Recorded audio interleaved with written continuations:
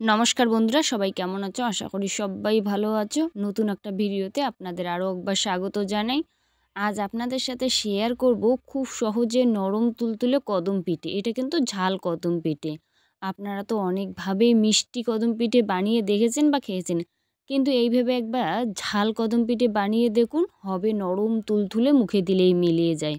Please আপনারা পুরো ভিডিওটা দেখতে থাকুন, আশা করি ভালো লাগবে। তো ফার্স্টেই একটা কাজ থাকবে, যে বিরিয়ানির চাল হয়, যেটা বাসমতি হতে পারে, আরও আদার যত চাল আছে লম্বা দেখে নেওয়ার চেষ্টা করবেন। 2 ঘন্টা আগে ভিজিয়ে রাখার পর এইভাবে কিন্তু একটা গামছার মধ্যে ভালোভাবে একটু নাড়িয়ে দিতে লাগবে, যাতে হালকা মতো একটু চালটার জলটা শুকনো হয়। এই পাশে কড়াই বসিয়ে কড়াইতে দিয়ে দিলাম জল, তার সাথে নুনটাকে মিশিয়ে নিলাম। আর জলটা যখন খুব ভালো ফুটবে এরপর দিয়ে দেব, এটা কিন্তু সেদ্ধ চাল গুঁড়া করা আছে, সেটাই দিয়ে দিলাম। আপনারা চাইলে আতপ চাল করতে পারেন, তবে আতপ চাল খেলে এই শীতকালে একটু সমস্যা হতে পারে সর্দি কাশির।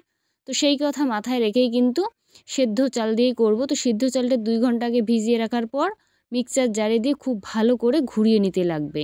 জলটা ভালোভাবে ঝরিয়ে গেলে মিক্সার জারে দিয়ে ঘুরিয়ে নিতে পারেন, বা শিলনোড়ায়ও খুব ভালো করে ঘুরিয়ে নিতে পারেন। দেওয়ার পরে নাড়িয়ে চাড়িয়ে একদম একটা সফট ডো তৈরি করা লাগবে। দেখুন ঠিক এইভাবে জলের মাপটা একটু ঠিক করলে কিন্তু এরকমই ডো হবে। নামিয়ে কড়াইয়ের মধ্যে দিয়ে দিলাম জল, জলটা ভালোভাবে ফুটতে থাক। এই ফাঁকে ততক্ষণ এটা এইভাবে একটু সরিয়ে দেবো, যাতে খুব ভালো ঠান্ডা হয়। ঠান্ডা হতে হতে পুরটা তৈরি করব।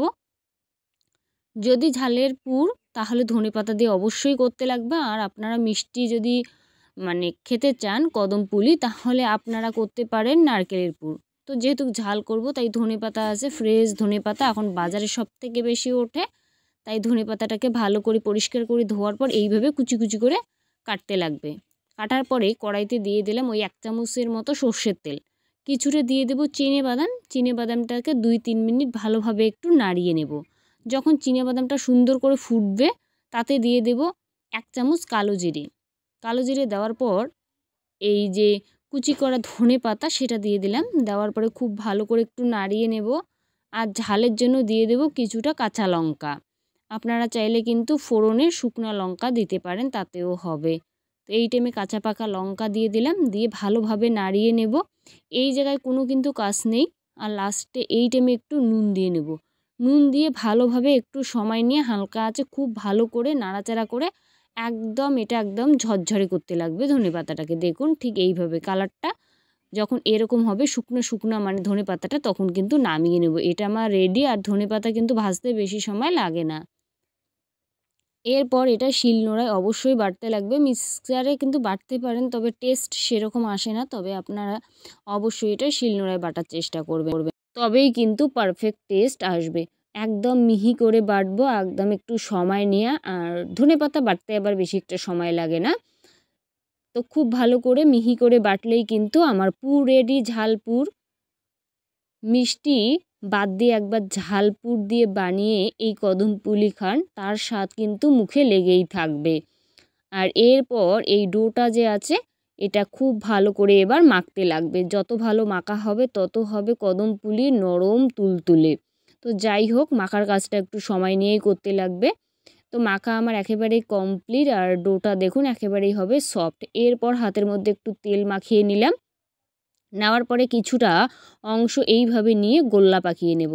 গোল্লা পাকানোর পর ঠিক যেভাবে আমরা পুলি পিঠে তৈরি করি, সেইভাবে বাটিটা তৈরি করে নেব।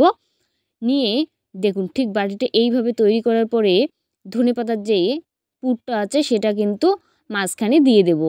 দিয়ে মুখটা সুন্দরভাবে এইভাবে বন্ধ করে দেব। দিয়ে আরও কিন্তু এটা গোল্লা পাকিয়ে নেব।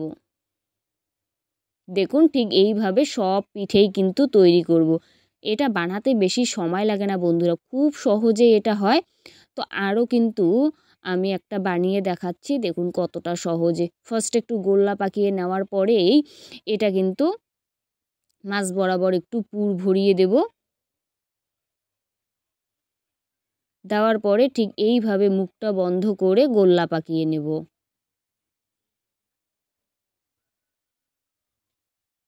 দেখুন আমার 2টে পিঠে কিন্তু রেডি।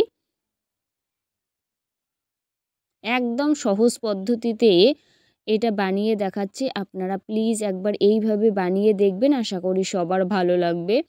জাস্ট ডোটা থেকে অল্প একটু অংশ নিয়ে এইভাবে প্রেস করে চ্যাপটা করে ভিতরে পুরটা ভরিয়ে দিয়ে এইভাবে গোল্লা পাকানো লাগবে। দেখুন ঠিক মুখটা বন্ধ করে গোল্লা পাকালেই কিন্তু আমার একেবারেই রেডি এটা।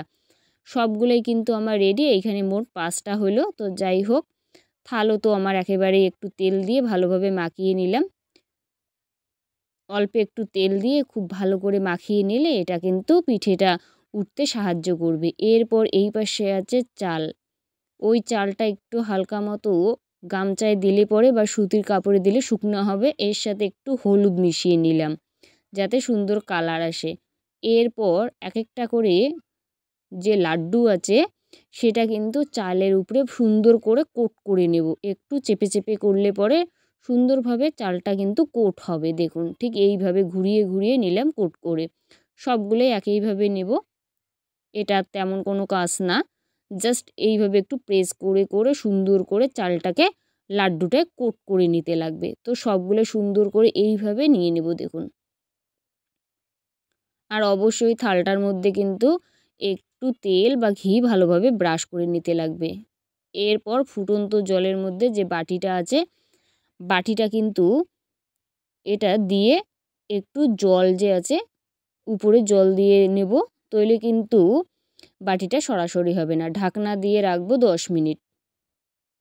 তো বন্ধুরা ফিরে আসলাম 10 মিনিট পর। দেখুন সুন্দরভাবে ভাপে কিন্তু আমার কদমপুলি রেডি। আর চালটা কিন্তু দেখুন কতটা সুন্দরভাবে সেদ্ধ হয় এটা। একদম কিন্তু চালটা দেখুন সুন্দরভাবে কিন্তু অনেকক্ষণ আগে যেহেতু ভিজিয়ে রাখাই ছিল তাই চালটা সিদ্ধ হতে বেশি সময় লাগে না। হাতে ঘড়ি ধরে আপনারা 10 মিনিট করলেই কিন্তু কদমপুলি আমাদের রেডি।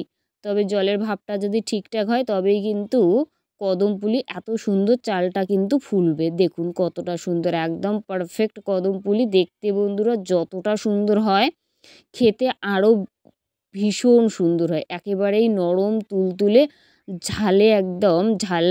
এটা কিন্তু ঝাল যেহেতু পুলি পিঠে তাই ঝালে ভরপুর, খেতে ভীষণ ভালো লাগে। শীতের দিনে একটু ঝাল ঝাল কিন্তু পিঠে খেতে বেশ আমার তো ভালো লাগে। আপনাদের কেমন লাগলো অবশ্যই জানিও। লাইক কমেন্ট শেয়ার করো। Love you guys.